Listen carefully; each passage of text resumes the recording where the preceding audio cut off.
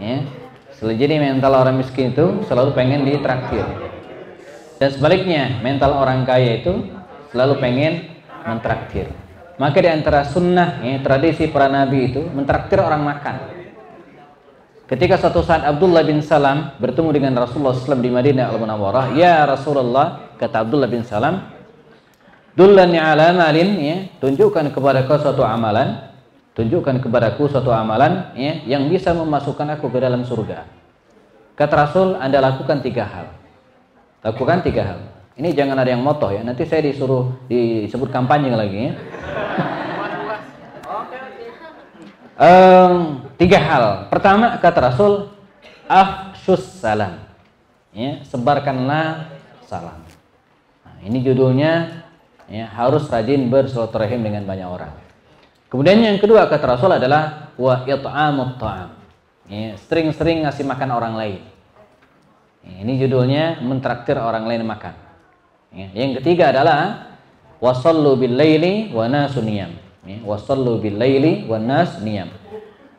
Salat malamlah, ya, ketika orang-orang sedang lelap tertidur. Tadkhulul jannata bisalam. Maka Anda akan masuk surga dengan selamat. Jadi mentraktir makan ini bagian dari, ya, tradisi kenabian, hal-hal yang disunahkan oleh Rasul SAW. Makanya sering-seringlah mentraktir orang makan. Kalau saya jangan ditraktir hari ini, ya, saya masih menyempurnakan puasa saya, ya. Jadi lain kali insya Allah, ya. Baik, kita lanjutkan. Next, halaman berikutnya kita akan mulai dari sini. Bagaimana para nabi tadi kaya, teman-teman sekalian. Ya, bagaimana nabi tadi kaya, para sahabat nabi kaya. Seorang Abdurrahman bin Auf yang juga luar biasa. Ya, Utsman bin Affan hampir 6 miliar, ya, uangnya ketika infak untuk perang Tabuk, ya.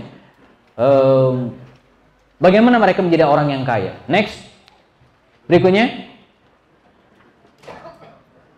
menjadi karyawan kah? Ya. Apakah mereka menjadi karyawan? Berikutnya, ya. Begini jika Anda menjadi karyawan. Yang megang slide mana? Kalau saya giniin gini, ya. Next. Nah, cut di sini dulu, jangan diteruskan. Jika Anda seorang PNS, pegawai negeri swasta, pegawai negeri, ya, pegawai negeri sipil atau non PNS, pegawai swasta, yang dalam sekejap tiba-tiba kaya, kemungkinan Anda melakukan salah satu dari hal berikut. Pertama, next. Pertama, ya, cut di sini. Menikah dengan orang kaya. Bisa kaya nggak? Cuman emang banyak. Dari sebanyak itu, siapa yang mau sama ente gitu? Sekian banyak orang kaya tadinya yang punya putri, ya, yang mau sama Anda siapa? Ya, nah ini masalah, ya. Bisa jadi, ya, menikah dengan orang kaya. Bisa kaya tiba-tiba. Baru 2 bulan, ya, jadi karyawan, diangkat PNS, tiba-tiba kaya, bisa karena menikah dengan orang kaya. Berikutnya, atau yang kedua, next, menang lotre, undian, bisa. Ya, dia nabung di sebuah bank, diundi, keluar namanya 1 miliar, kaya tiba-tiba, bisa. Cuman berapa banyak orang yang seperti itu? Ya, yang banyak adalah penipuan, ya, nggak ada yang menang. Yang menang adalah perusahaan itu sendiri. Ya. Yang ketiga, next, mendapatkan warisan. Anak orang Betawi punya kontrakan 25 rumah, banyaknya. Bapak udah tua, dia anak satu-satunya. Ketika bapak yang meninggal, maka warisan ke dirinya anak laki-laki, ya, asaba binafsihi. Jadi nggak berbagi dengan yang lain, maka bisa tiba-tiba kaya, ya, mendapatkan warisan. Atau kalau tidak, yang keempat, dan ini sangat memungkinkan, next, mempunyai bisnis sampingan, mungkin, ya, selain dia seorang karyawan, ya, atau mungkin PNS, tapi dia juga punya usaha lainnya yang tiba-tiba punya proyek dan punya kaya. Kalau dia tidak melakukan salah satu dari 4 ini, tidak menikah dengan orang kaya, tidak menang undian, tidak dapat warisan, tidak punya bisnis sampingan, maka dipastikan dia melakukan hal yang kelima. Apa itu? Next. Korupsi. Dan ini yang paling banyak. Ya, ini yang paling banyak. Mau nggak jadi koruptor? Ya, walaupun nasibnya enak di penjara gitu kan, ya, tapi di akhirat ya, tidak akan lepas dari hukuman. Ya. Bahkan di masa Nabi ada namanya perang Khaybar, teman-teman sekalian. Pada perang Khaybar itu, setelah perang Khaybar terjadi, ada sekian puluh ya, jenazah, ya, baik dari orang Yahudi ataupun sebagian kaum muslimin. Kemudian tergeletak salah seorang di antara mereka yang dari awal ikut berjihad bersama Rasul dan seterusnya. Maka mereka mengatakan, ya, orang ini penghuni surga. La, kata Rasul, tidak. Dia tidak akan masuk surga. Kenapa ya Rasulullah? Coba lihat pakaiannya, periksa tubuhnya. Ketika diperiksa, ya, mereka menemukan ikat kepala. Ikat kepala. Itu adalah ikat kepala orang Yahudi musuh. Diambil, dia korupsi, diambil sendiri. Mestinya distorkan dulu, ya, bersama. Setelah perang kemudian dibagikan. Ini enggak, ditilep sendiri, diambil sendiri. Ya, huwa finnar, kata Rasul. Gara-gara korupsi, ngambil harta ghanimah, cuman ikat kepala doang. Tapi mungkin mahal waktu itu ikat kepalanya, ya. Tapi gara-gara itu kata Rasul, huwa finnar, dia akan masuk neraka. Ya, jadi korupsi apa? Ikat kepala. Nah, bagaimana dengan mereka yang korupsi triliunan rupiah itu? Di mana tempatnya? Pasti neraka juga gitu kan. Selamat di dunia, pasti di akhirat tidak. Makanya ya, tidak ada jalan lain kecuali kita teman sekalian, ya. Next berikutnya, kalau kita pengen jadi orang yang kaya gitu kan, tidak ada jalan lain kecuali menjadi seorang pengusaha. Ya. Nah, lalu apa yang buat mereka kaya? Ini mesti ada musiknya gini, teng teng teng teng gitu ya. Lagi jawabannya adalah, ya, nah ini jawabannya, bisnis. Nggak ada jalan lain. Ya. Ada riwayat mengatakan kalau rezeki itu terdiri dari asyruna baba, 20 pintu, maka 19 diantaranya dari pintu bisnis. Ya. Jadi kalau rezeki itu, ya, kekayaan itu datang kepada kita dari 20 pintu isruna baban, ya, maka 19 diantaranya dari jalur bisnis. Dan ini dilakukan oleh Nabi dan para sahabat. Para ulama dulu mereka kaya raya itu bukan menjadi karyawan. Ya. Ada karyawan kaya, ada. Tapi karyawan yang berbisnis juga. Ya. Ada buku judulnya Manusia 4 Kuadran. Ya. Manusia, ada yang pernah baca? Ya. Ternyata ya, 4 kuadran versi T. Kiyosaki itu kan ada self-employee, ada employee, self-employee, businessman, dan investor. Nanti kita akan bahas. Nah, dia menggeluti 4. Dia karyawan, iya, masih tetap sebagai karyawan. Tapi pada saat yang sama dia juga punya bisnis. Dan pada saat yang sama dia juga investor. Bisa, sangat mungkin. Tapi dengan cara berwirausaha. Baik, berikutnya. Nah, mengapa kita harus berbisnis? Saya ingin lihat dalam konteks Islam, teman-teman sekalian. Dan ini yang saya tulis di buku saya. Masa Nabi berdagang lebih lama daripada masanya menjadi Nabi. Ya. Dr. Shafi Antonio dalam bukunya Muhammad Super Leader and Super Manager itu melakukan telaah bahwa Nabi kita mulai berbisnis itu sejak usia 12 tahun sampai usia 37 tahun, 25 tahun namanya. Dan Nabi yang menggeluti dunia kenabian itu hanya 13 tahun di Mekah dan 10 tahun di Madinah. Jadi menjadi pengusaha 25 tahun dan menjadi Nabi itu hanya 23 tahun. Lebih lama menjadi pengusaha. Karena itu teori-teori bisnis dalam diri Nabi dan para sahabat itu luar biasa. Hari ini ya, kita bisa eksplorasi bagaimana Nabi berbisnis. Ketika Nabi datang ke Madinah Al-Munawwarah, teman sekalian, program pertama beliau, ya, selain bangun masjid, kemudian mempersatukan kaum muslimin, ya, ada kisah menarik dan ini terkenal sekali, sangat terkenal. Bagaimana Nabi mempersaudarakan antara Sa'ad bin Rabi dan Abdurrahman bin Auf. Sangat terkenal. Ketika Rasul mengatakan, ya Sa'ad, ini saudara barumu Abdurrahman bin Auf. Ya Abdurrahman, ini saudara barumu Sa'ad bin Rabi. Kata Sa'ad bin Rabi, ya Abdurrahman, ana aktsarul ansari malan. Saya ini orang kaya di Madinah. Ana aktsarul ansar malan. Saya ini orang Ansar yang punya banyak uang. Uqassimu laka mali nisfain. Saya akan bagi dua harta saya. Separuh untukmu, separuh untuk saya. Karena Abdurrahman datang dari Mekah tidak punya harta apapun. Walaupun dia orang kaya, tapi semua tertinggal di Mekah. Dia hanya menggunakan pakaian melekat di tubuhnya dan bekal secukupnya. Maka kata saudaranya Sa'ad bin Rabi, saya punya harta banyak, saya akan bagi dua. Separuh untuk Anda, untuk saya sebagian. Waliyam ra'atan, saya punya dua istri. fanzur a'jabahuma, perhatikan, lihat, pilih di antara dua istri saya ini, ya, yang paling menakjubkan bagimu, yang paling kau taksir, utalliquha, saya akan ceraikan. Wa ba'da in qaddat iddatuha tuzawwijuha, setelah selesai masa iddahnya engkau nikahi. Begitu baik Sa'ad bin Rabi'. Dan kebaikan dan kedermawan ini harus kita contoh, tapi nyontohnya jangan Sa'ad bin Rabi' doang. Nah, nyontoh Abdurrahman. Apa kata Abdurrahman? Kata Abdurrahman mengatakan, barakallahu laka fi malik wa ahlik, semoga Allah memberkahimu dalam harta dan keluargamu. Nah, ini doa teman sekalian, kalau kita diberikan sesuatu oleh teman kita, doain.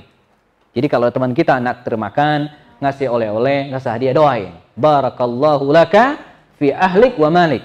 Ya, panjang Ustaz, nggak hafal. Ya, boleh diganti dengan yang lain. Jazakallahu khairan.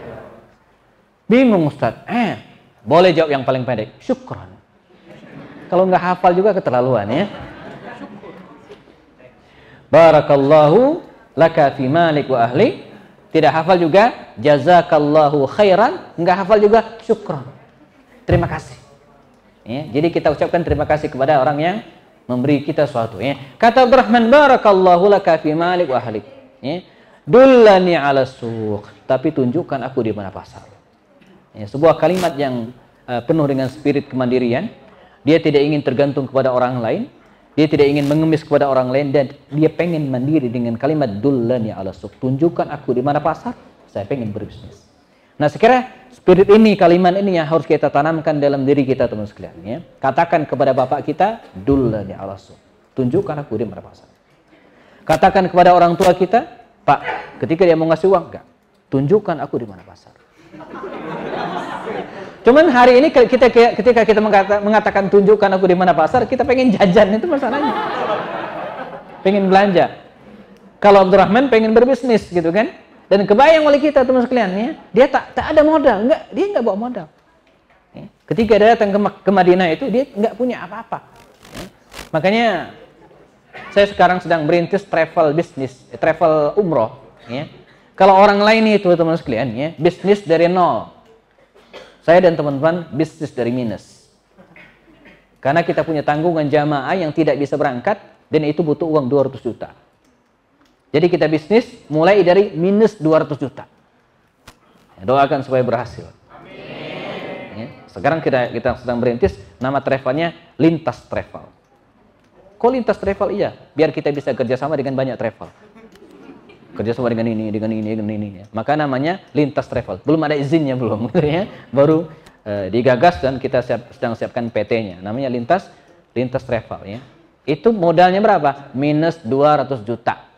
Ya, jadi dalam kurun waktu sampai November ini ya, kita harus nyari uang 200 juta, itu kan? Ya, supaya bisa memberangkatkan jamaah ini. Ya. Jadi bukan modal nol, minus. Jadi kalau kita dapat untung 200 juta, itu belum ada untungnya untuk bayar utang. Jadi ini bisnis gitu kan, mulai dari minus. Bukan ada orang kan bisnis mulai dari modal 10.000, 20.000, 100.000, 100 juta. Kita enggak.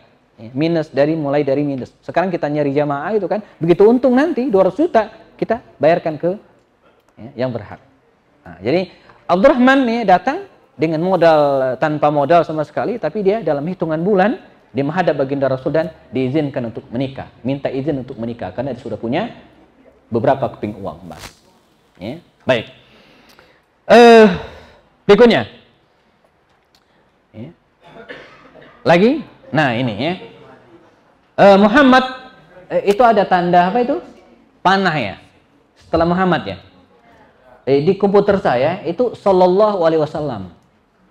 Begitu dipindah di situ jadi tanda panah gitu ya. Ternyata komputer dia masih mu'alaf. Belum bersyahadat. Kalau laptop saya udah bisa bahasa Arab ya. Ternyata itu belum bisa ya. Jadi ini perlu dijelaskan ya. Karena sunnahnya begitu nyebut kata Muhammad ada Sallallahu Alaihi Wasallam. Itu saya pakai versi Arab. Muhammad Sallallahu Alaihi Wasallam. Maka lihat aja nanti kalau ada tanda garis itu Sallallahu Alaihi Wasallam ya. Nah, Rasulullah SAW, Robert T. Kiyosaki, ya, salah seorang pengusaha asal Jepang, itu pernah nulis buku. Dan ini inspiratif sekali bukunya. Saya punya. Pertama, Rich Dad and Poor Dad. Ya, ayah kaya dan ayah miskin. Ya, itu bagus untuk dibaca, teman-teman. Kemudian yang kedua, buku yang kedua, Cash Flow Quadrant. Beliau membagi fase pengusaha itu menjadi 4. Pertama, employee, artinya karyawan. Nah, tak masalah, ya, sebelum menjadi pengusaha kita jadi karyawan, boleh-boleh saja. Mencari pengalaman, belajar. Maka syaratnya ketika kita jadi karyawan itu 2 hal yang harus kita tanamkan dalam otak kita. Pertama, jangan selamanya. Itu 1. Ya. Ini sharing pengalaman teman sekalian. Saya pulang kemarin ke kampung saya di Batu Raja, Sumatera Selatan. Ada adik kandung saya. Ya. Dia kerja di Carrefour. Iya, tulisannya Carrefour. Bacanya begitu juga. Ini bukan bahasa Inggris kan? Di Carrefour, Palembang Square, PS. Dia sebagai kepala kasir di situ. Sudah lebih dari 10 tahun. Ya. Dulu, ya, ketika saya masih menjadi karyawan majalah Islam Sabili, ya, gaji dia lebih gede dari gaji saya dulu. Ya. Nah, sekarang dia masih menjadi kepala kasir dan pulang ngobrol dengan berbagai keluhan. Ya, pulang malam, capek sampai kurus, badan lemes, muka pucat, mata belekan, susah, berbagai keluhan. Utang sana sini gitu kan. Padahal ya gajinya sudah lumayan, sudah lebih dari 10 tahun bekerja gitu kan. Saya kasih buku saya ini, buku ini. Baca segala. Dibaca dan saya tanamkan tentang motivasi tentang menjadi pengusaha bisnis. Kakek kita dulu saya bilang pedagang dan kita harus mewaris itu. Terus 2 minggu lalu dia WA saya, ya, dia WA saya. Insya Allah per bulan September ini saya keluar, resign dari perusahaan, ya, di perusahaan tersebut.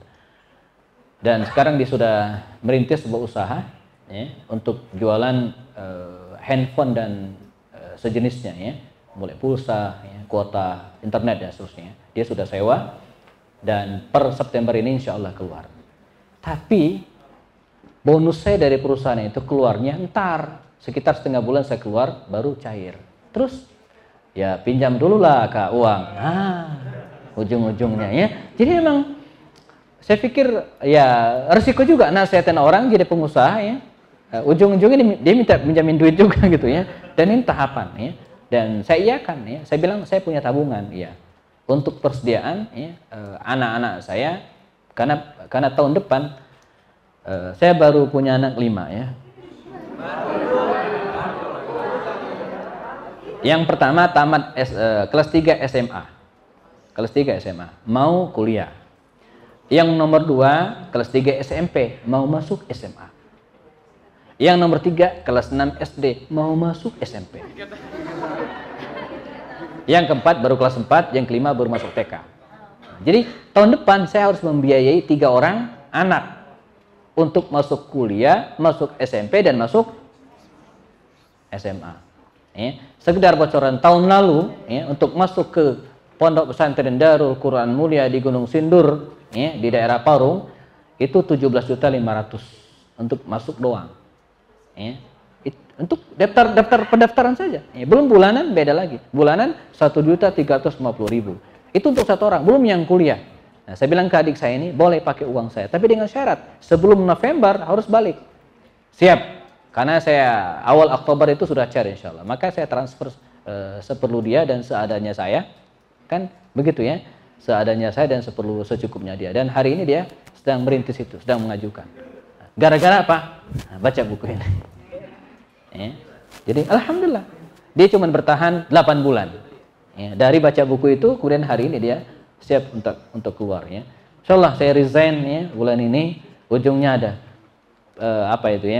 pokoknya dia siap lah ya, siap. Saya bilang mumpung usia masih muda kita masih siap jungkir balik. Sebab kalau membuka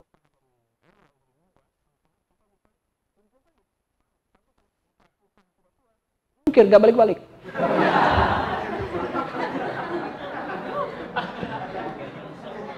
Jadi masih mendingan muda-muda seperti ini mulai bisnis. Ya. Jungkir balik. Saya ketika lepas dari majalah Sabili sebagai karyawan dulu, jangan Jangan anggap lancar gini, enggak. Saya jungkir balik juga gitu kan. Saya pernah nyetak buku 3.000 eksemplar. Pertama, ya, bulan pertama cuma laku 30 biji coba. Pengen. Dari 3.000 eksemplar itu satu bulan pertama cuma terjual 30 eksemplar. Itu pun saya maksain ke orang-orang supaya beli buku saya. Ya, karena temen dia nggak enak dia beli juga gitu ya. Jadi saya pernah bisnis singkong keju. Tahu? Makanan singkong keju gitu kan. Saya punya 2 gerobak dulu kan. Itu lagi booming waktu itu ya. Lagi naik. Kan bisnis makan itu kan pakai tren. Ada masanya gitu kan. Dia booming naik begini. Nah, mestinya kita ikut pas dia mau naik. Kita ikut tuh. Ini enggak, dia sudah tinggi saya baru ikut. Dia jatuh, saya ikut jatuh. Cuman bertahan 2 bulan. Ya. Jadi saya ikut itu dia sudah berada di trennya lagi puncak gitu kan. Tinggal turun, ikut turun saya. Udah. Bubar gitu kan. 2 gerobak nganggur. Nggak bisa dipakai. Bisa dipakai, cuman mau jualan apa? Nggak punya ide. Ya, akhirnya ganti yang lain. Jadi biasa. Jadi bisnis itu teman sekalian jungkir balik biasa. Tapi jangan sampai jungkir nggak balik-balik. Saya pernah bukan dikerjain ya. Ikut trainingnya Mas Ipo Santosa. Kata dia ada seorang penanya, Pak atau Mas Ipo, bagaimana caranya agar kita bisa bangkit dari lumpur? Bangkit dari keterpurukan. Bangkit dari keterpurukan. Itu sak ruangan 450 orang. Ya, dikerjain sama Mas Ipo. Tanya sama orangnya kalau nggak percaya ya. Dikerjain kita. Termasuk saya. Dia nggak tahu ini Ustadz dikerjain juga ya. Ibu-ibu katanya, pertanyaan bagus. Ya. Bagaimana cara kita bangkit dari keterpurukan? Sekarang ibu-ibu semua ya, duduk semua di lantai. Pengen. Duduk, kita ngikut gitu kan. Namanya peserta training, apa kata trainer ya enggak ya? Duduk semua. Lama disantai ya begini. Ibu-ibu ngapain? Itu duduk gitu ya. Bangun gitu. Terus gimana maksudnya? Iya, kalau ibu-ibu terpuruk gitu ya, segera bangun, jangan duduk terus gitu ya. Jangan-jangan sampai saya pulang nggak bangun-bangun gitu ya. Ini sebentar aja. Jadi kalau mau terpuruk jangan lama-lama ya. Begitu terpuruk segera bangkit. Jangan lama-lama ya. Kita suka berlama-lama. Employee sah. Teman-teman kalau pengen jadi pengusaha, jadi karyawan dulu boleh. Dengan syarat pertama apa? Jangan selamanya. Mesti ditargetkan, saya harus sekian tahun. Saya harus sekian. Soal meleset, misalnya saya pengennya 5 tahun doang. Saya dulu target saya 5 tahun jadi karyawan. Dan meleset jadi 7 tahun. Nggak salah. Ya. Ada yang melesetnya jauh sekali. Targetnya 5 tahun. 3 tahun dipecat.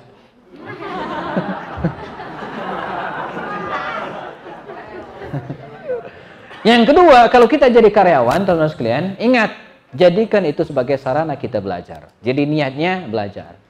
Jadi kalau orang kerja dengan niat belajar itu nggak akan pernah capek. Nggak digaji juga nggak masalah. Cuman keterlaluan aja masa kerja nggak digaji kan? Jadi niatkan, saya ketika 7 tahun disabili dulu, saya niatkan belajar. Dan karenanya, saya tahu banyak hal. Posisi saya sebagai wartawan, kerja di redaksi. Tapi karena saya pengen belajar, saya ngerti cara iklan, saya ngerti cara desain, Photoshop, Corel Draw, PageMaker, apalagi AI sekarang ya, saya ngerti semua. Ya, walaupun saya nggak usah ngerjain, ada karyawan yang ngerjain gitu kan, tapi ngerti. Ketika karyawan saya nggak masuk, dia sudah bikin template-nya, saya bisa ngerjain sampai selesai, bisa, gitu kan, bisa. Ya, walaupun nggak mesti bisa, tapi nggak mesti bisa, gimana maksudnya tuh ya? Ngerti. Ya. Walaupun itu bukan kerjaan saya ngerti marketing 140.000 agen majalah Sabili, waktu itu saya kuasai semua. Karena begitu saya keluar, saya bisa bikin majalah, namanya majalah Al-Mustama, sempat bertahan 2 tahun. Nah, mengapa? Karena ketika sebagai karyawan dulu, saya niatnya belajar, nggak akan pernah capek. Ketika orang lain ngeluh, gimana sih itu direkturnya gajinya gede banget, beda dengan kita. Lah iyalah, kan dia direktur, kita bukan. Masa sama? Ya? Dan ini yang harus kita pahami. Yang kedua, self-employed. Bedanya apa employee dengan self-employed? Punya usaha. Yang mana? Punya sendiri. Self-employed punya sendiri, terus employee? Nah. Yang lain? Ada yang bisa memberikan pendapat? Apa perbedaan employee dengan self-employed? Angkat tangan, jangan angkat kaki. Ya. Silakan. Beda. Tadi udah benar, tapi belum benar-benar. Salam telah. Saya Syarila. Ya. Employee itu you have a job, berarti kita punya pekerjaan, tapi itu bekerja untuk orang lain. Kalau self employed itu kan you own a job. Jadi kita Enggak, dia bahasa Inggris ada tulisannya itu, santai aja ya. kita bekerja untuk kita sendiri. Iya, itu ada tulisannya. Yang pengen dijabarkan, dia cuma jelasin itu doang ya. Iya. Bedanya apa? Kalau employee itu you have a job, ya. Kamu punya. Kalau self employed itu kita bekerja untuk diri sendiri. Kalau employee itu bekerja Untuk orang lain. betul, bekerja untuk orang lain. Kalau self employed Bekerja untuk diri sendiri. apa maksudnya? Iya, jadi kita bekerja, terus uangnya juga buat kita sendiri. Hasilnya. Iya, ya. Contoh profesi self employed apa? Kayak contohnya, kayak saya misalnya, Pak. Apa tuh? Saya kalau dagang, jualan, sama aja. Iya. Nanti ada pembandingnya, business owner. Ya, kalau saya tuh masih nge-admin sendiri, nge-packing sendiri, ngirim sendiri, apapun sendiri. Tapi hasilnya kalau saya. Sekarang juga masih sendiri ya? Masih. Ini pengumuman bagi yang lainnya. Oke, terima kasih ya. Makasih. Baik. Siapa namanya bos siapa? Syadila. Apa tuh artinya Syadila? Bunga. Padahal dia jawab asal juga kita nggak tahu ya nggak ya? Iya betul. Jadi employee itu termasuk kliennya. Kita bekerja untuk orang lain dan kita digaji. Saya pernah menjelaskan ini kayak kita orang yang hidup sebagai karyawan itu seperti dia hidup di rumah kontrakan gitu ya. Cuma dia membayar dengan tenaganya. Ya. Jadi dia bekerja jungkir balik, mending masih balik jungkirnya, dan dia digaji. Ya. Tapi kalau self employed itu dia bekerja dan mendapatkan untuk dirinya sendiri. Dia nggak store ke gini. Ada teman saya ya, dia seorang trainer, bekerja sebuah perusahaan besar, akhirnya dia keluar. Ya, karena saya komporin juga. yang nyesek itu kata dia gitu kan. Dia deal akad dengan klien, ya, misalnya sampai 50 atau 60 juta sekali training. Ya. Sementara gaji dia itu cuma 10 jutaan. Nyesek, saya tahu angkanya. Saya ngedealin, saya yang proses gitu kan. Tapi 30 juta itu masuk perusahaan. Ke dia cuma bulanan 10 juta. Nah, ini disebut dengan ya, employee. Jadi dia kerja untuk orang lain dan dia dapat gaji. Tapi kalau self employed enggak. Misalnya siapa? Trainer. Ya. Atau kemudian pengacara kan? Atau kemudian siapa lagi? Dokter yang buka praktek, bukan dokter yang kerja perusahaan, bukan kerja rumah sakit, enggak. Nah itu disebut dengan self employed. Jadi masih mending, ya. Jadi naik dikit, cuman belum sempurna gitu kan. Ya. Yang ketiga ada business owner. Bedanya apa dengan investor? Ya, kalau business owner apa? Owner. Business owner artinya? Ya. Business owner berarti ya dari artinya berarti dia pengembang bisnis. Jadi artinya dalam arti yang lebih kecil lagi dia bisa udah tersistem. Jadi duit bekerja buat dia, bukan dia bekerja buat duit. Kalau investor? Kalau investor dia apa ya? Ngedut tiket duit aja. Kalau bagi saya. Bedanya apa tuh? Bedanya kalau investor bukan dia yang kerja, tapi orang lain. Ini juga sama sih.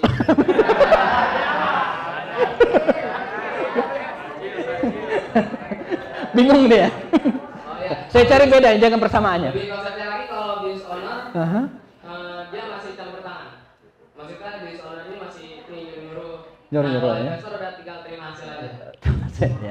Ya. Terima kasih. Kita anggap benar ya. Ya betul. Jadi business owner itu dia pemilik usahanya.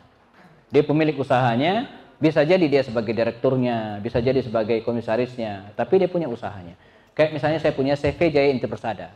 Saya komisarisnya, ada direktur yang kita angkat dan digaji rutin bulanan. Saya nggak dapat gaji, tapi saya pemiliknya. Setiap akhir tahun saya dapat fee, ya, saham. Kita bertiga dan berbagi fee tersebut atau dividen ya, kita sebut ya. Nah, itu disebut dengan business ownership, dan modal dia bisa dari orang lain. Nah, ini disebut dengan business owner. Adapun investor, dia umumnya dia nggak terlibat langsung, tapi dia cuma menginvestasikan uangnya. Ya. Jadi usaha ya, dan dia tidak terlibat langsung. Ya. Nah, kita balikkan ke Rasulullah teman sekalian ya. 4 konsep Robert Kiyosaki ini. Nabi itu pernah menjadi employee. Beliau pernah menjadi karyawan. Kapan? Kata Rasul SAW bersabda, "Ma ba'atsallahu nabiyyan illa ra'al ghanam." Allah ya, tidaklah mengutus nabi kecuali di antara mereka sebagian pernah menjadi penggembala ternak. Ya, para nabi itu sebagian besar pernah menjadi penggembala ternak. Nabi Musa, Nabi Harun, Nabi Isa, dan Nabi Ibrahim Ismail, mereka peternak, menggembalakan kambing. Wa anta ya Rasulullah, kata para sahabat, engkau juga ya Rasulullah? Ya, saya juga. Ya, kuntu ar'aha li ahli Makkah ala qararit. Saya ini penggembala ternak milik penduduk Makkah dan digaji, diupah, dia berikan honor ala qararit dengan beberapa kirat, pecahan keping uang emas pada waktu itu. Jadi Nabi juga pernah jadi karyawan. Ya, pernah jadi karyawan. Dan beliau juga pernah self-employed. Dia bekerja dan walaupun waktu itu bukan pengacara ya, pernah jadi business owner bersama dengan Khadijah radhiyallahu anha. Ya, berbisnis dengan Khadijah yang kemudian menjadi partner hidupnya. Ya, tadi mungkin ada juga yang pengen seperti Nabi Muhammad dengan Khadijah, boleh juga. Ya. Nabi Muhammad dan di sini banyak Khadijahnya. Silakan. Ya. Nah, yang terakhir yang ketiga, setelah beliau menjadi nabi, kita tidak temukan riwayat lagi beliau melanglang buana berbisnis. Beliau sudah menjadi investor, ngasih modal ini. Nah, karena itu Ustaz, dibungkuslah dengan sebuah kalimat, apapun profesi Anda, ini quote dari saya gitu kan, apapun profesi Anda, milikilah jiwa entrepreneur itu. Anda bisa jadi karyawan, Anda bisa jadi ustadz, bisa jadi pengusaha. Nanti kita akan bahas penjelasan itu. Berikutnya, next,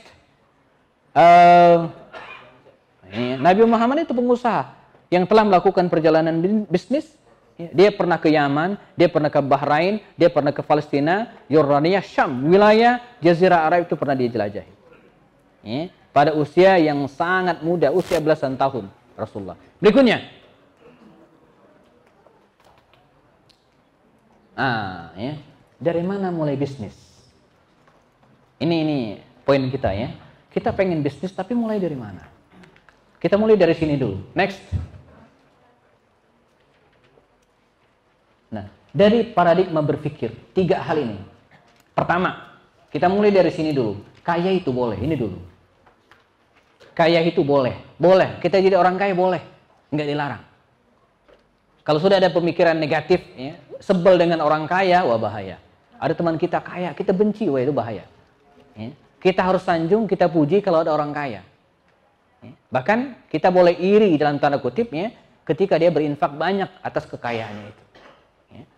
Kaya itu butuh proses. Nah ini juga boleh kaya, tapi untuk mendapatkan kekayaan itu harus by proses. Jangan by accident. Jadi ada prosesnya. Ya. Ada usaha. Ya. Jadi nggak tiba-tiba gitu kan. Makanya orang yang kaya tiba-tiba itu biasanya miskinnya juga tiba-tiba. Ya. Mereka punya usaha melejit tiba-tiba, nggak nyampe setahun ambruk juga. Saya punya pengalaman banyak travel dengan teman-teman yang lain bukan saya gitu kan. Melejit langsung. Tahun pertama nggak nyampe 500 orang berangkat umroh. Tahun kedua 1.000 orang. Tahun ketiga targetnya 25.000 orang. Nggak tahunya baru 5.000 yang berangkat udah ketangkap polisi orangnya kan. Karena ya, tidak normal. Ya. Ide ibarat ini bisnis itu kadang kita seperti filosofi pohon bambu. Konon pohon bambu itu teman-teman sekalian ya, ketika dia menjadi rebung. Tahu rebung? Mari bung rebung kembali. Ada lagunya itu ya. Rebung itu ya. Nah, rebung itu ya. Rebung itu konon menurut penelitian, rebung itu lama. Ya. Dia lama menjadi rebung. Mengapa? Karena dia menghunjamkan akarnya ke dalam tanah. Itu yang lama. Untuk apa? Karena dia yakin suatu saat akan tinggi. Maka dia menjadi rebung itu lama ya, prosesnya ketika bambu muda ya.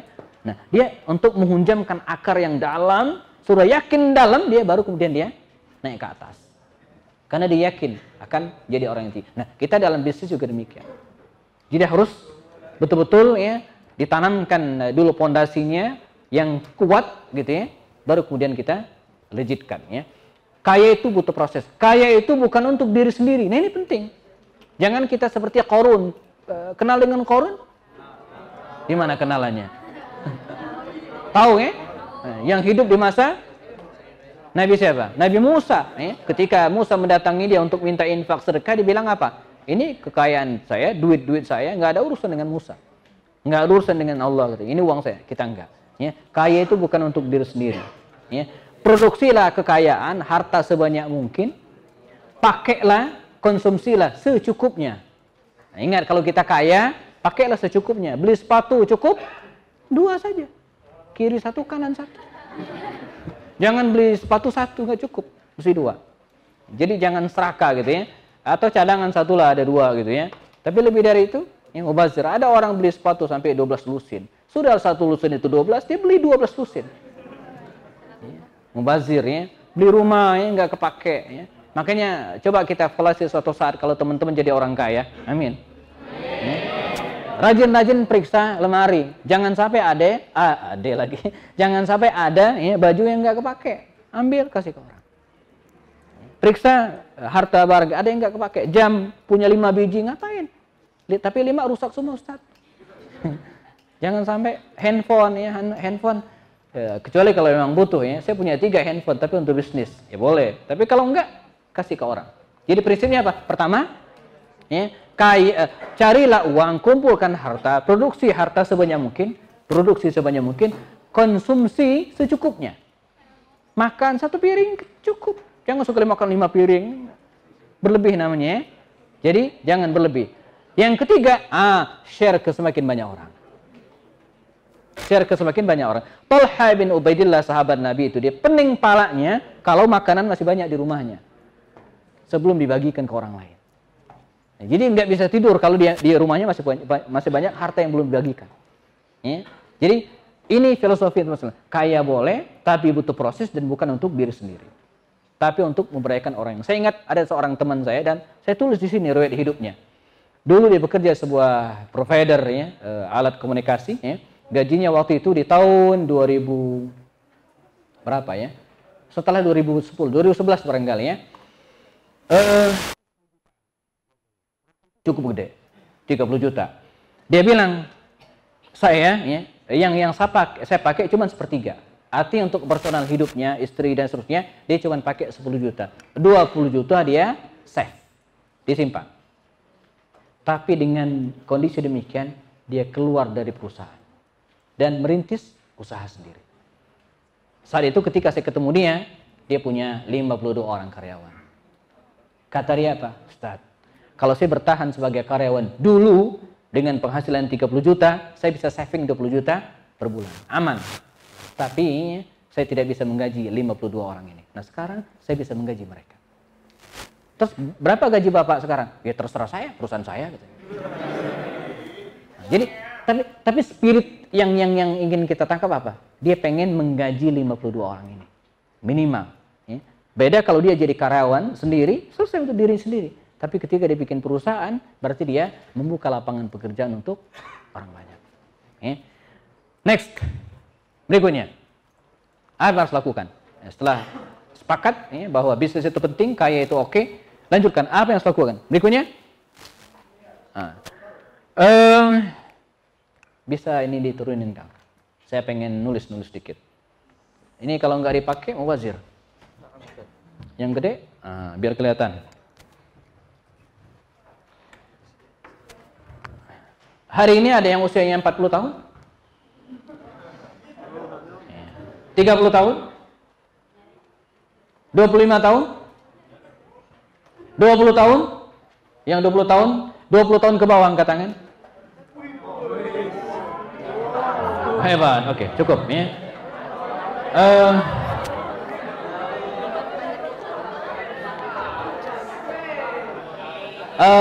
Operator, next satu slide lagi silakan. Oke.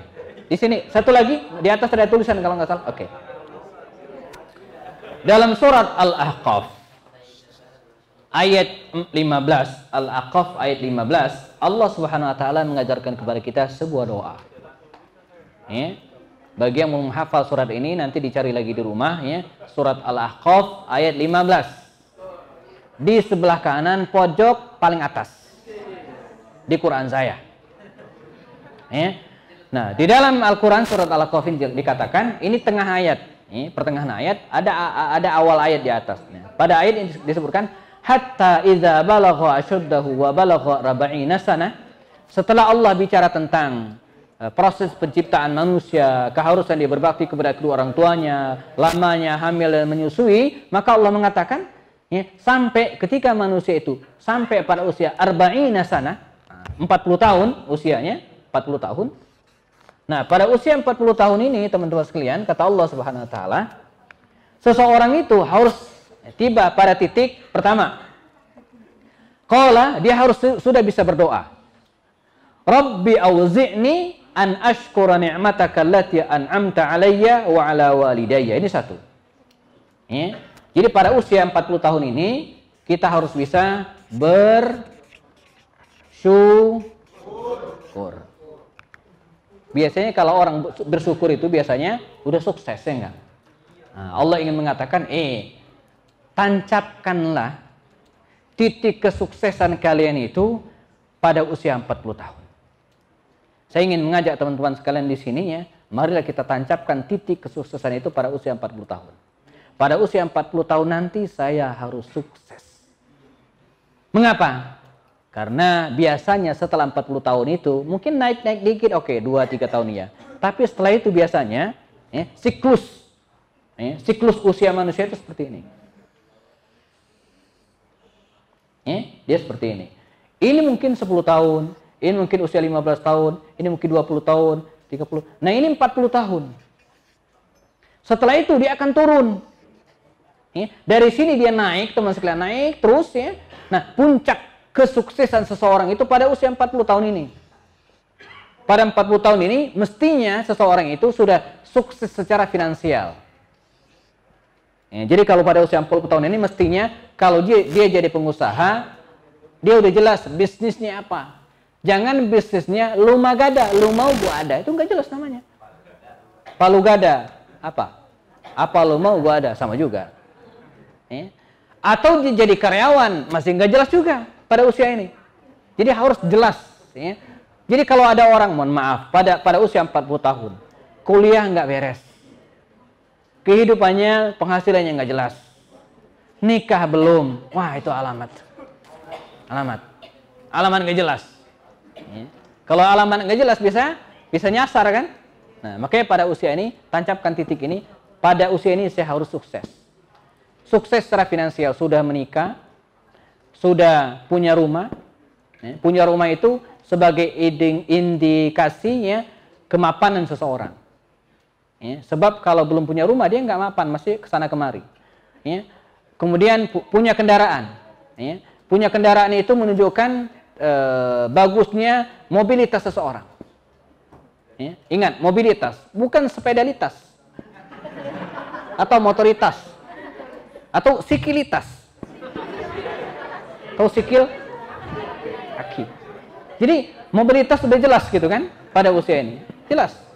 Nah, karenanya teman-teman bisa bikin target. Misalnya pada usia 35 saya harus punya ini.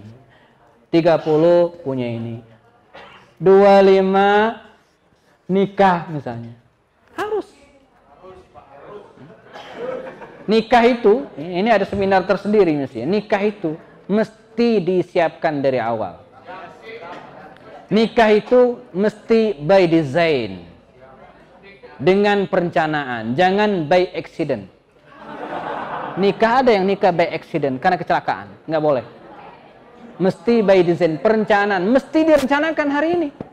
Mesti usia teman-teman sekalian tadi banyak yang 20 tahun ke bawah usianya, tancapkan. Ini saya bersyukur teman-teman sekalian, saya alhamdulillah mendapatkan ilmu ini dapat lebih dini ketika saya kuliah. Sehingga ketika saya kuliah dulu, saya ingat banget ketika saya kuliah dulu, yang usia 20 tahunan kurang dikitnya, saya ingat banget, saya sudah mencanangkan bahwa usia 25 tahun saya harus menikah. Jadi saya sudah siapkan apa? waktunya dulu. Sudah siapkan tanggal, bulan, tahunnya sudah saya siapkan. Calonnya ntar. Calonnya nggak usah kita nyiapin, Allah yang sudah nyiapin. Ya kan? Iya, ya.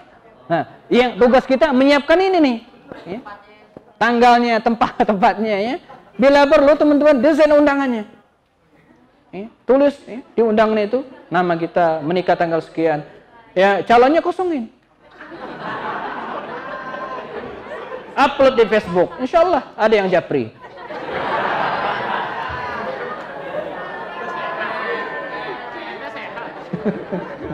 Wah, keterlaluan kalau begitu ya. Tapi harus disiapkan. Ya, kita suka keliru. Nyiapin calonnya disiapin. Persiapan pernikahannya enggak. Ini masalah nih. Nyari calonnya kemana-kemana. Tapi ini enggak disiapin, enggak. Ini harus siapin. Calon kalau kita udah siap, calon itu ngantri nolak. Kalau kita sudah siap nih, kita sudah siap, baik secara finansial, ya. Masa nggak ada akhwat atau wanita yang mau kalau kita sudah siap? Saya sudah punya rumah di sana, pekerjaan sudah jelas, penghasilan sudah jelas. Ini kan bagian dari persiapan. Insya Allah yang lain ngikut. Yang akhwat juga demikian, ya. Pasti, gitu ya. Nah baik, jadi tancapkan teman-teman sekalian target kesuksesan itu pada usia ini. Fi arba'ina min umri. Pada usia 40 tahun saya harus punya rumah, saya harus punya mobil, sudah punya menikah. Maka pada lanjutan ayatnya Allah mengatakan apa? Wa an a'mala salihan tardo. Jadi pada usia 40 tahun ini sudah mulai mengamalkan amalan-amalan soleh. Ya. Kemudian berikutnya wa aslih li fi dzurriyyati, sudah mengurus keturunan. Ya, sudah menyekolahkan anak. Nah, terus terang saya agak sedikit telatnya. Saya dulu punya target, saya nggak mau ngurusin kuliah lagi ketika anak saya sudah kuliah. Jangan sampai bapaknya kuliah, anaknya kuliah. Ya. Walaupun ini meleset sedikit. Target saya selesai S3, ya, anak saya selesai SMA. Nah sekarang anak saya kelas 3 SMA, mau masuk SMA, kelas 3 SMA, mau lulus SMA, mau kuliah, saya baru selesaikan S3. Jadi terlambat sedikit. Tapi nggak apa-apa, daripada nggak sama sekali. Padahal dulu saya targetnya apa? Saya tidak mau kuliah lagi, artinya S3 udah beres, gitu kan, selesai ketika anak saya kuliah. Jadi jangan sampai bapaknya kuliah, anaknya kuliah.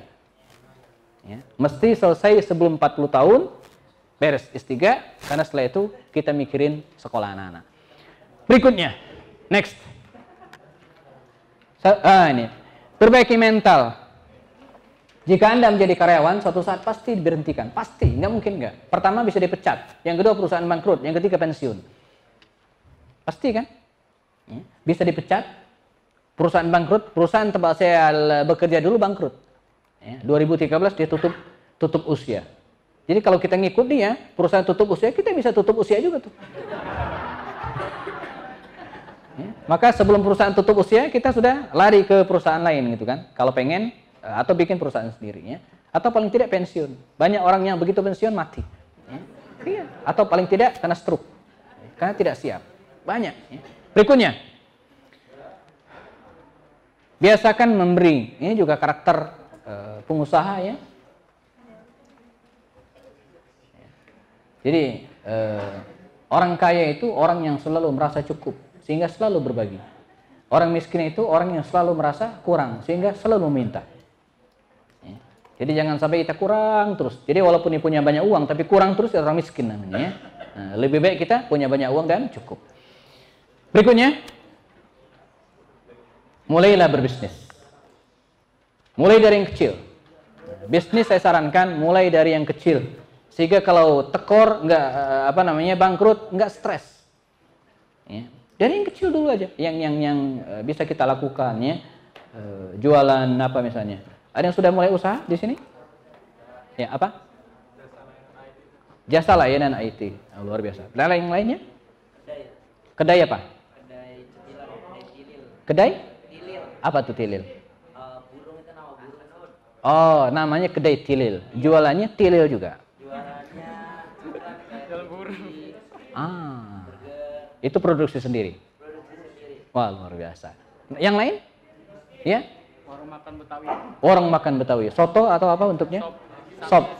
Sop sapi, sop iga ya. Sudah ada warungnya ya. Sudah berapa lama? 8 tahun. Wah, luar biasa. Yang lainnya, satu lagi ikhwan, ya. Bisnis kopi. Apa tuh? Warung kopi.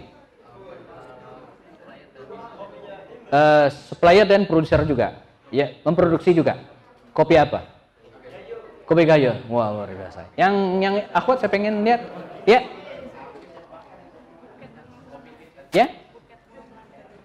Kue. Oh, bukan. Oke. Itu bikin sendiri. Sudah berapa lama? Baru aja. Baru tadi pagi. Yang lain di sini tadi? Ya. Ya? Klinik. Spa juga ya. Oke. Yang lain? Ya. Ini depan dulu. Skincare, perawatan wajah. Bagus. Belakang satu lagi? Ya. Ya? Manset tangan? Hanya itu. Fokus pada itu. Wah, fashion berarti ya.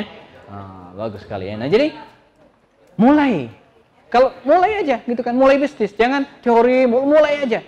Kalau nggak mulai kita nggak akan tahu. Ya, bahkan saya dulu punya temennya ekstrim, bisa diikutin bisa nggak. Ini sharing pengalaman aja.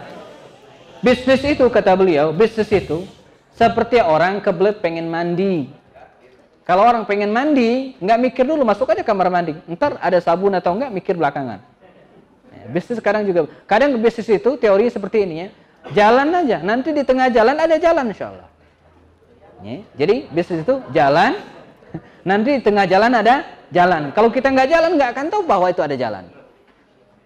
Nah, bisnis juga mulai start, ya. mulai dari yang kecil, nah, mulai dari yang kita kuasai. Jangan bisnis yang kita nggak kuasai, repot, belajar dulu, kemudian enggak. Mulai dari ini yang paling enak, mulai dari hobi, yang bisnis apa tadi? Bisnis makanan Betawi mana tadi? Suka makan atau apa? Aduh. Iya, ya. Jadi mulai dari yang saya terus terang, saya buku. Saya dari kecil saya suka buku, suka baca, suka koleksi, bikin perpustakaan. Saya mulai dari situ. Saya bisnis buku. Saya suka umroh, semua orang suka umroh ya. Nah, jadi mulai dari yang kita suka ya. Istri saya itu lebih banyak main di herbal, ya, karena kita sangat anti dengan zat-zat kimia dan seterusnya, ya, maka kita banyak herbal dan bisnis herbal. Mulai dari hobi. Berikutnya, biar kita ada sesi tanya jawab nanti. Saya kira teman-teman sudah jalan ya. Buatlah merek, ada brandnya. Tadi ada mereknya apa tadi? Bos Rizky. Warung Betawi, warung makan Betawi Tami Terima. Warung makan Betawi? Tami Terima. Tami Terima apa tuh? Nama orang tua. Oh, nama orang tua ya. Jadi ada brandnya, ada mereknya gitu kan. Supaya apa? Supaya bisa bikin kartu nama. Ya. Ada penelitian teman-teman sekalian. Sebuah perusahaan besar umumnya untuk menjadi direktur itu butuh waktu 30 tahun.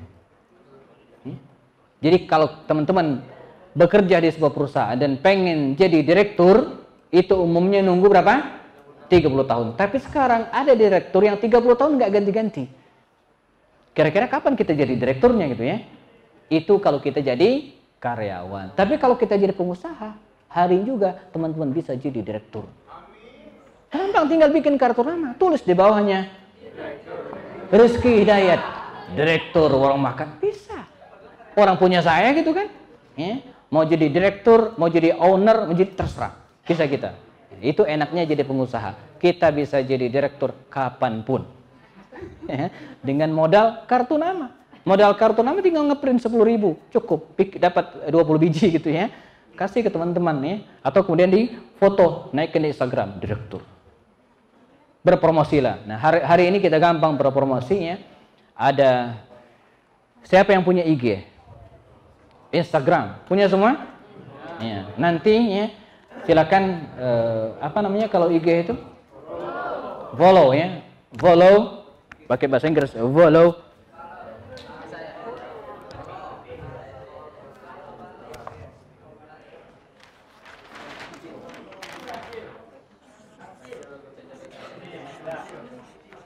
Happy Andi Bastoni. Silakan follow ini ya.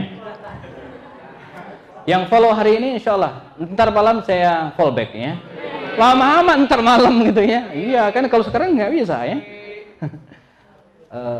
Ini satu sebenarnya Happy Andi Bastoni. Kalau yang lain mungkin banyak yang cloning nama saya, tapi ini yang resmi ya. Pede banget ya. Happy Andi Bastoni. Di situ teman-teman bisa mendapatkan banyak hal. Termasuk acara ini nanti saya akan upload di sana. Biasanya begitu ya. Atau bahkan sebelum acara saya sudah upload ya. Sudah? Ini jumlah ini ada berapa orang? Ada 180, ada nggak? Berarti hari ini follower saya nambah 180 ya. Lumayan ya.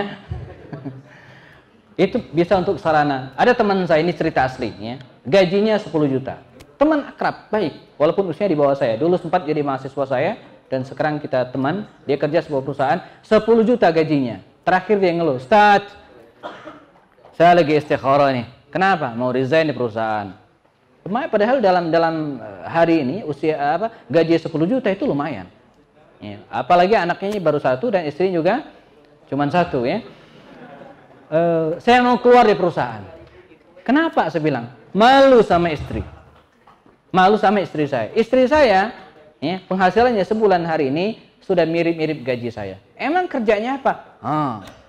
Nongkrongin Instagram, jual fashion pakaian. Sebulan rata-rata pendapatannya 10 jeti. Asli. Tinggal di Filbol Ngurida 3 rumahnya ya.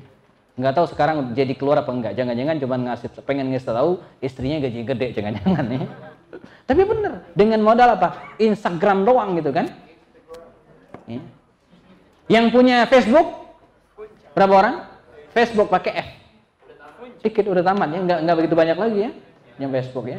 Ya Facebook itu bisa untuk lebih lincah gitu ya, dan Instagram itu lebih banyak generasi milenial gitu ya. Kalau Facebook berbagai usia ya. Jadi saran saya punya Instagram juga punya Facebook, dua-duanya harus punya. Saya punya 5 Facebook bagi teman-teman yang pengen meng-add friend, yang Happy Andi 5 1, 2, 3, 4 sudah penuh, yang 5 masih aktif. Kalaupun enggak bisa fans page ya, di Happy Andi, Ustadz Happy.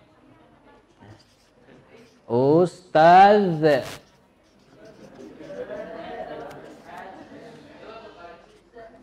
Ini ya. Nah, mengapa saya cerita ini? Karena ini sarana promosi kita hari ini. Kita bicara tentang promosi. Ya. Walaupun ada kedai kopinya gitu kan, tapi dipromosikan lewat ini tuh luar biasa. Ya. Ada pejabat ngopi di situ, foto, selfie, dipromosikan. Dia akan kemana-mana insya Allah ya. Dan hari ini bukan sarana media sosial ini teman sekalian, bukan hanya untuk bisnis hari ini, bahkan digunakan juga untuk politik. Kang Ridwan Kamil itu follower IG-nya ada berapa? Berapa orang? Bisa dicek sebenarnya. Ya. Kalau tidak salah lebih dari 8 juta orang, 8,6 juta. Sementara untuk memenangkan pilkada itu, ya, dapat 7 juta suara aja udah menang. Dia lebih dari itu gitu kan. Ya, jadi ini penting ya, penting teman-teman kuasai ya. Jadi sarana promosi hari ini tidak mesti bikin pamflet ditempel di mana-mana, tapi bisa nempelnya di wall Facebook. Pisahkan uang perusahaan dan keluarga, ini sudah masalah teknis. Teman-teman yang sudah mulai usaha, hati-hati masalah keuangan. Banyak orang pinternya di uang tapi tidak bisa memanagenya. Ini repot. Penghasilannya banyak sekali. Di akhir bulan tekor. Ini namanya nggak bisa mengatur keuangan. Mungkin ada sesi tersendiri untuk ini. Berikutnya, kita cepat saja, waktunya tidak banyak lagi. Ini beberapa yang bisa teman-teman bidik ya. Fashion tadi sudah ada yang jualan. Ya. Kemudian travel, mungkin ada juga yang tertarik. Makanan halal, keuangan syariah, pendidikan. Ya. Ini 5 besar survei ya, yang pernah dilakukan oleh Kompas. Jadi Kompas itu, harian Kompas, lembaga surveinya pernah melakukan penelitian. Pertanyaannya dalam penelitian itu, Muslim menengah ke atas, middle class Muslim, ya, yang orang Muslim yang penghasilannya menengah ke atas, orang kaya. Ya, kemanakah dia menghabiskan uang? Nah, ternyata mereka menghabiskan uang ke 5 ini. Pertama, beli pakaian, fashion. Mereka menghabiskan uang di situ. Yang kedua, traveling, jalan-jalan, pariwisata. Sekarang trennya umroh, liburan umroh, sekeluarga 6 orang, 7 orang. Itu lagi tren. Yang keempat, halal food. Mereka menghabiskan makannya di halal. Ya. Keuangan syariah. Ya. Makanya bank hari ini, mana bank yang nggak ada syariahnya? BCA juga ada syariahnya. Mengapa mereka bikin cabang syariah atau divisi syariah? Karena laku. Ya, karena tren hari ini orang mulai sadar untuk tidak bekerja atau menghabiskan uang yang ribawi. Sudah ke syariah. Ini penelitian. Dan yang terakhir pendidikan. Ya, mana ada sekolah Islam terpadu hari ini yang kekurangan murid? Semua mendapatkan murid. Jadi orang sudah sadar hari ini bahwa menyekolahkan anak ke lembaga pendidikan yang bermutu itu penting. Anak saya sebelum masuk ke pesantren, ya, sempat sebagai backup, khawatir nggak lulus pesantren, saya daftarkan di SD SMP IT Ummul Qura Bogor. Saya telepon stafnya, saya kenal. Saya mau nyekolahkan anak sini. Iya Ustadz. Tapi Ustadz datang subuh pagi, bila perlu pas azan Ustadz udah di sini. Kenapa? Ngantri Ustadz, nggak kebagian nomor nanti. Siap. Subuh saya datang ke situ. Apa yang terjadi? Begitu saya daftar, nomor urut 16 cadangan. Emak-emak datang jam 2. Ibu-ibu datang jam 2. Panitia nggak ada. Panitia jam 8 baru datang. Terus gimana ceritanya? Mereka bikin lembaran sendiri, bikin absen sendiri. Begitu panitia datang, nih kami udah daftar. Tinggal panggil satu-satu. Rebutan. Padahal bayarannya hampir 20 juta. Luar biasa. Ini pendidikan. Sekolah Alam Bogor sama, anak saya yang ketiga, 2 kakaknya sekolah di situ. Nah, anak saya yang ketiga pengen daftar di situ. Begitu pengen daftar, kata stafnya itu, Ustadz, terlambat. Kalau Ustadz daftar hari ini, nomor urut 20, cadangan. Andai mereka mundur semua, belum tentu anak Ustadz masuk juga, karena udah full. Luar biasa. Padahal kakaknya udah sekolah di situ, nggak bisa diterima. Akhirnya TK di tempat lain.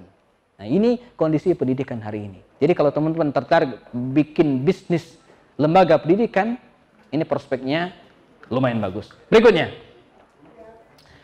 ciptakan barang layak jual, ATM, amati, tiru, dan modifikasi. Ini standar ya. Buku ini dari ATM. Saya jalan-jalan ke sebuah toko buku. Lihat buku judulnya Muhammad adalah pedagang, Muhammad is trader. Bagus juga nih buku. Akhirnya saya bikin buku. Beginilah Rasulullah berbisnis. Ya. Jadi asalnya dari nyontek dulu, tapi jangan nyontek bles gitu ya. Harus ada kreasinya. Menjual dari orang lain, bisa reseller, bisa juga dropship, bisa juga keagenan, tergantung akadnya. Sah. Dropship itu teman-teman ada yang halal, ada yang haram. Ya. Yang haram itu yang produknya horor, nggak jelas. Ngejual apa tapi barangnya nggak jelas. Yang kedua, main harga seenaknya. Itu nggak boleh. Bedakan antara, jadi contohnya begini.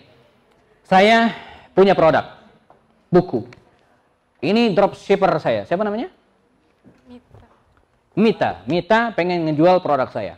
Ya. Dia sebagai dropshipper. Ya. Terus ada Azna, ini sebagai pembeli. Ya. Teknisnya biasanya Azna kontak Mita untuk beli buku saya. Ini kan judulnya Mita jual produk bukan punya dia, tapi jual punya saya. Kan begitu. Nah, sebagian ada yang mengatakan nggak boleh, haram. Kenapa? Karena dia menjual punya orang lain. Padahal syarat jual beli itu milkun tam, dia harus punya. Enggak selalu begitu. Kalau teman-teman jadi karyawan toko, kemudian menjual barang, itu punya siapa? Punya orang kan? Nah, berarti boleh dong jualin punya orang. Boleh. Tapi dengan ketentuan, dengan syarat berlaku. Misalnya apa? Dia menjual atas izin orang tersebut. Ya. Boleh, Mita, boleh jual buku saya. Satu terpenuhi. Yang kedua, dengan ketentuan penjualan sesuai dengan ketentuan saya. Ini harganya 85.000. Jangan dibikin 100.000, nggak boleh. Harus menjual sesuai dengan ketentuan yang punya. Nah, kalau dua hal ini terpenuhi, maka boleh. Itu sistem dropship. Ada juga sistem keagenan. Misalnya, Rizky misalnya, ya, pengen jual buku saya, boleh. Nih, Ki, harganya 85.000. Tapi Anda beli ke saya cukup 40.000. Minimal berapa? 5. Dibelilah 5 buku, bayar 200.000. Nah, sekarang buku ini milik siapa? Milik Rizky. Dia mau jual seenaknya, terserah dia, udah punya dia. Ini sistem keagenan. Terserah kita pilih yang mana. Bisa dipahami ya? Makanya dropship itu ada yang halal akadnya, ada juga yang nggak boleh. Tergantung bagaimana akad awalnya ya. Ini kita nyaris nggak ada modal nih ya. Reseller itu bisa jadi dia nggak punya modal gitu kan, tapi menjual dan dia mendapatkan fee dari situ. Nah, dalam hukum syariah ini disebut dengan simsar. Artinya apa? Simsar. Makelar. Boleh. Jadi makelar itu boleh. Sah.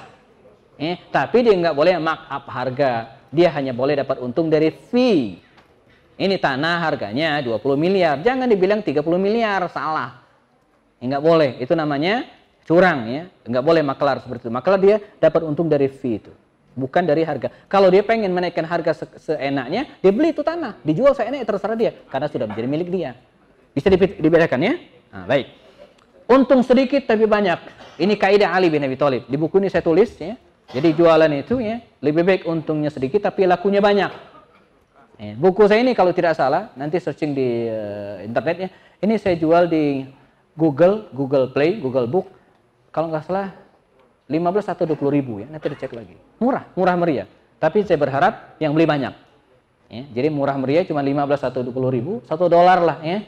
Dan yang beli banyak. Dikit untungnya, tapi banyak yang terjual. Tak mesti benda, bisa juga jasa. Bisnis bisa jasa. Ya. Jasa IT tadi itu ya, atau jasa apa lagi? Banyak ya. Berikutnya, cepat aja kita. Oke. Ini etika bisnis, saya ingin cepat saja karena kita sebentar lagi akan tanya jawab.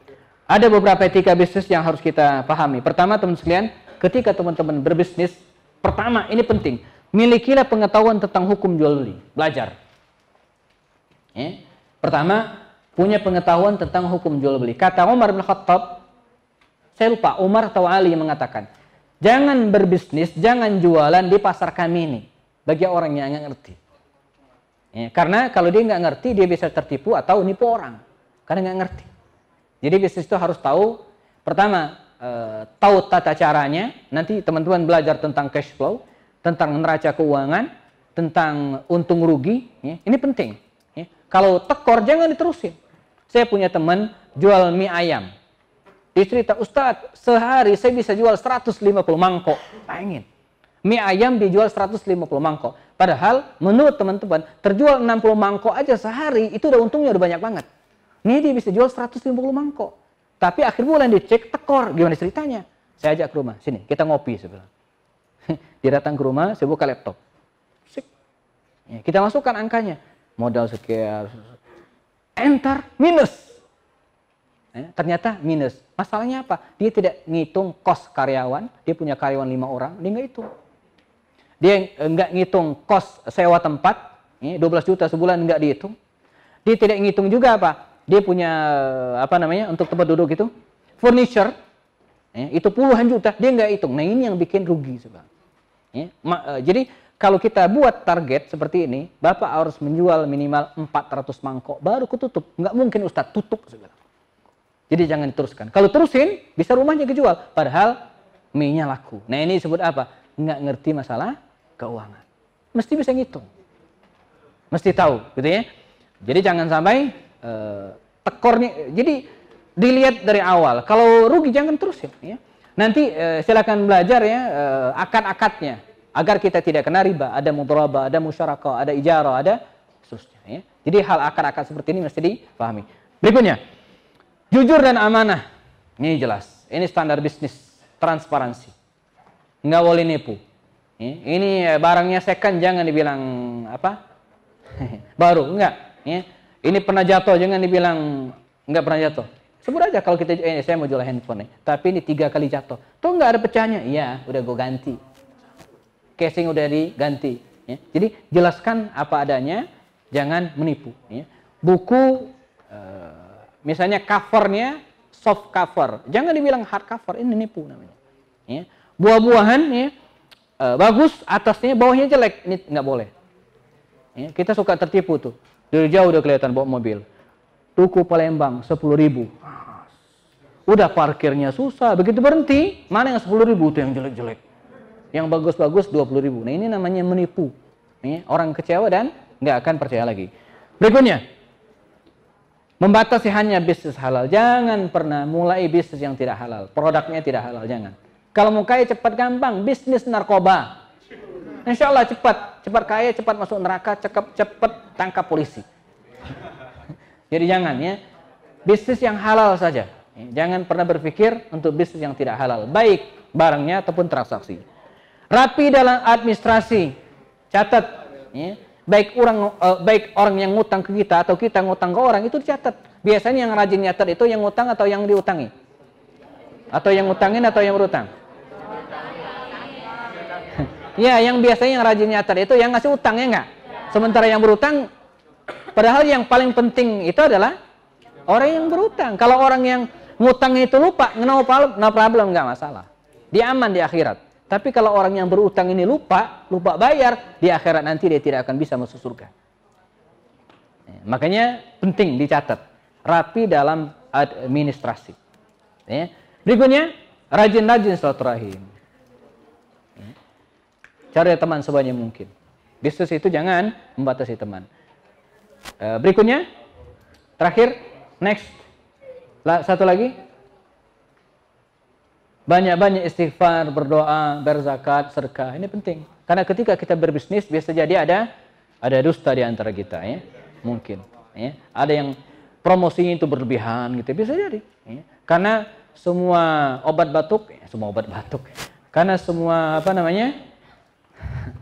ya, obat-obatan ya, tidak ada yang nomor 16 kecuali puyer, semua nomor 1.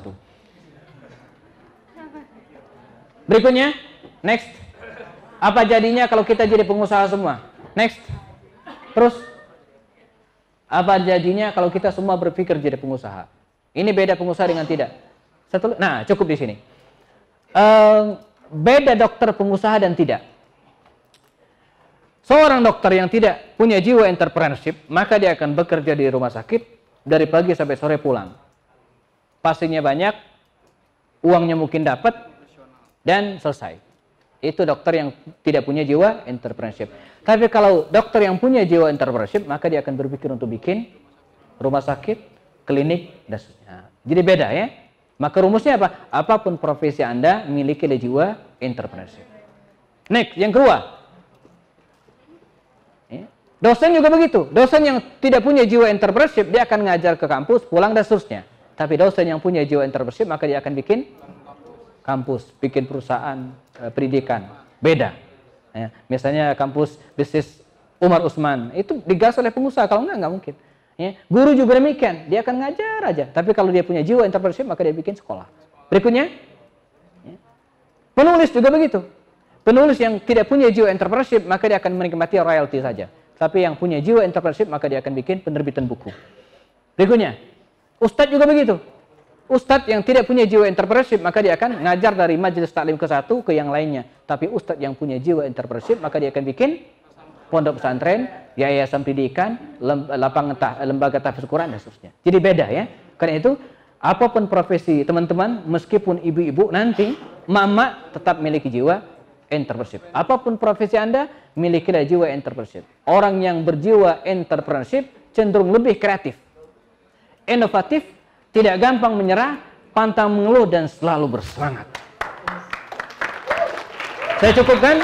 Demikian, semoga bermanfaat. Selamat berbisnis. Assalamualaikum warahmatullahi wabarakatuh.